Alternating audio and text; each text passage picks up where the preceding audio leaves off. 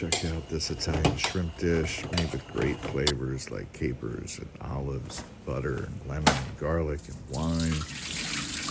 Easy frozen shrimp fall easily. And I'm going to go through the ingredients here one by one. It's a couple teaspoons of capers, black olives that I pitted using this cherry thing, and of course picking some fresh parsley leaves off of that, so you have about a half a cup. All these great ingredients.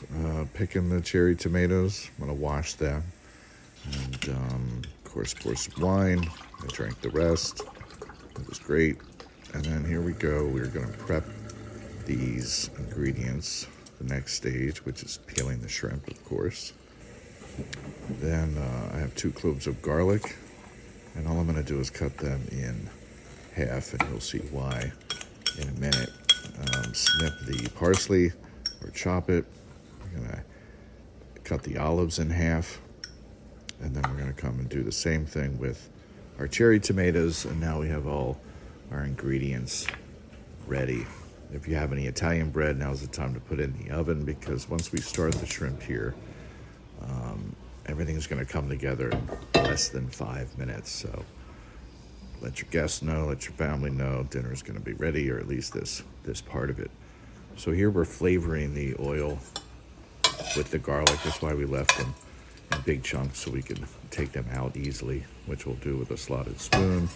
Once they've flavored that oil, just tilt the pan, and we can discard that. I've also used them before, or for this, we can discard them.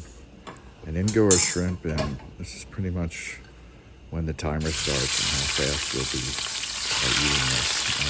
It's going to come with a great sauce. You'll see the butter, and the white wine, and the lemon. But in this first stage, after the shrimp cook for a minute, we're going to put in these flavorful ingredients. And this is where the nice bit of fat goes in with the butter, and that'll melt down. And that only needs about 90 seconds or so. And then our next stage of ingredients: fresh parsley, our cherry tomatoes, about a big wallop of a cup of wine, and a squeeze of a half a lemon. Keep the seeds out. And then this literally just needs about 1 more minute. And you'll see how nicely it all comes together. And you want all this liquid because you want to have some Italian bread with it. You can dip the bread in this. This is also a great sauce, as you can probably imagine, with pasta, some kind of long noodle like a linguine. I was using Italian bread that I was heating in the oven, so once I took the shrimp off the heat, came back and forgot how hot it was coming from the oven. Too hot.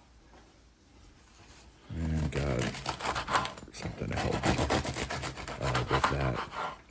So I'm definitely going to make this again. It was delicious. It's just super flavorful. It's super colorful. And this fed 4 of us. And so it makes a great appetizer or a meal.